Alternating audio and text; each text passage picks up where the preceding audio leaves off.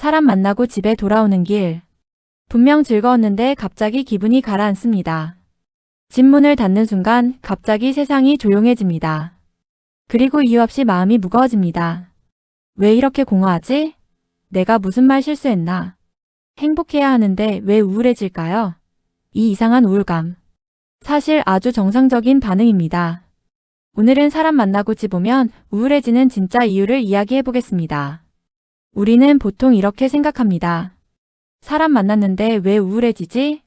나 인간관계 문제 있는 거 아니야? 하지만 먼저 알아야 할 사실이 있습니다.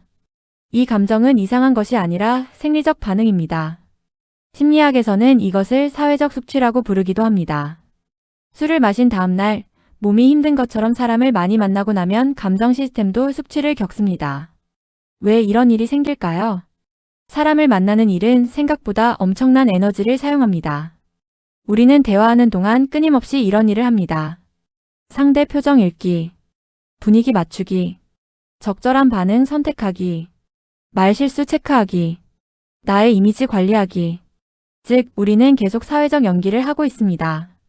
문제는 뇌 입장에서 이것이 휴식이 아니라 작업이라는 점입니다. 심리학자들은 이를 사회적 인지 부하라고 부릅니다. 쉽게 말하면 사람을 만나는 것은 생각보다 뇌를 많이 쓰는 일입니다. 그래서 만남이 길어질수록 우리의 정신 에너지는 점점 소모됩니다. 특히 공감 능력이 높은 사람일수록 이 소모량은 더 큽니다. 왜냐하면 그들은 대화를 듣는 것이 아니라 감정까지 함께 처리하기 때문입니다. 즉, 친구 한 명을 만난 것이 아니라 친구의 하루 감정, 고민까지 함께 경험한 셈입니다. 뇌 입장에서는 하루치 인생을 2번 산 것과 비슷합니다. 당연히 피곤할 수밖에 없습니다. 사람을 만나면 기분이 좋아집니다. 이때 뇌에서는 도파민이 분비됩니다. 도파민은 즐거운 보상, 사회적 연결감과 관련된 물질입니다. 그래서 만남 중에는 이렇게 느끼죠. 즐겁다. 기분 좋다. 살아있는 느낌이다. 하지만 문제가 하나 있습니다. 도파민은 지속되는 물질이 아닙니다. 자극이 사라지면 빠르게 떨어집니다. 친구와 헤어지는 순간 뇌는 이렇게 인식합니다. 보상 이벤트 종료. 그리고 도파민이 급격히 감소합니다. 이 현상은 놀랍게도 여행 끝난 후 우울감과 같은 메커니즘입니다. 이걸 심리학에서는 보상 하락이라고 부릅니다. 그래서 집에 돌아오면 갑자기 감정이 텅 빈 느낌이 듭니다. 방금까지 즐거웠기 때문에 그 대비가 더 크게 느껴집니다. 즉, 행복해서 우울해지는 것입니다. 이건 모순이 아니라 신경과학적 반동입니다. 여기서 끝이 아닙니다. 대화를 하는 동안 우리 몸에서는 또 하나의 호르몬이 분비됩니다. 바로 코르티솔 스트레스 호르몬입니다. 놀랍게도 즐거운 만남에서도 코르티솔은 분비됩니다. 왜냐하면 인간관계는 항상 평가 상황이기 때문입니다. 내가 이상하게 보이지 않을까? 분위기 깨지 않았나? 말 너무 많이 했나? 혹시 실수했나? 이 생각들은 아주 미세하지만 몸은 이것을 스트레스 상황으로 인식합니다. 연구에서도 감정적으로 강한 대화 후 갑작스러운 피로가 나타난다고 설명합니다. 즉, 만남이 끝난 뒤 몸이 인제야 말합니다. 이제 긴장 풀어도 돼. 그 순간 코르티솔 반동이 오고 피로감과 공허 그리고 우울감이 동시에 나타납니다. 그래서 우리는 이렇게 말합니다. 집 오니까 갑자기 아무것도 하기 싫다.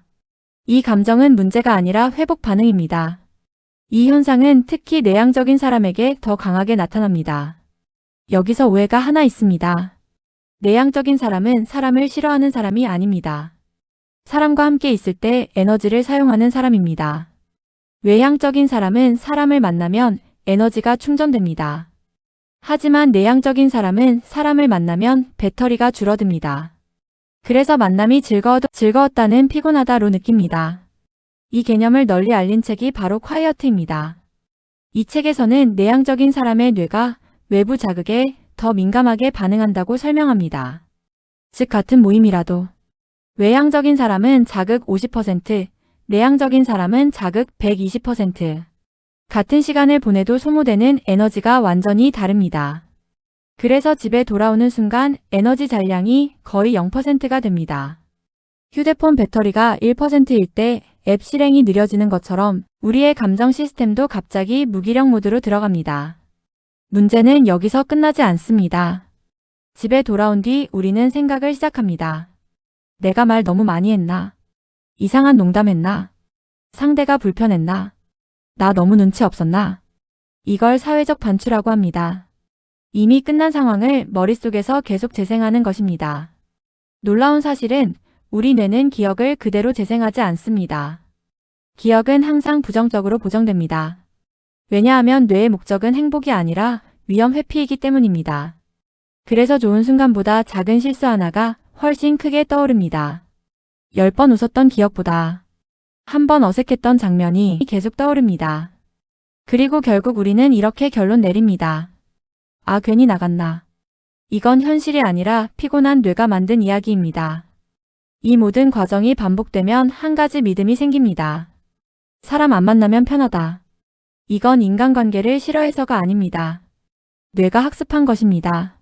사람 만남은 에너지 소모의 감정 롤러코스터이고 혼자 있음은 안정의 회복이니 당연히 뇌는 두 번째를 선택하려 합니다.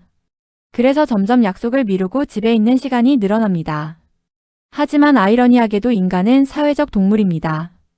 혼자 오래 있으면 또 외로워집니다. 그래서 우리는 이 두 감정 사이를 계속 흔들립니다. 사람을 만나면 피곤하고 혼자 있으면 외롭습니다. 이 모순 때문에 많은 사람이 이렇게 말합니다. 나는 왜 이렇게 인간관계가 어려울까? 하지만 이제 우리는 알게 됐습니다. 이건 성격 문제가 아니라 뇌와 호르몬의 자연스러운 작동 방식입니다. 가장 먼저 기억해야 할 사실이 있습니다.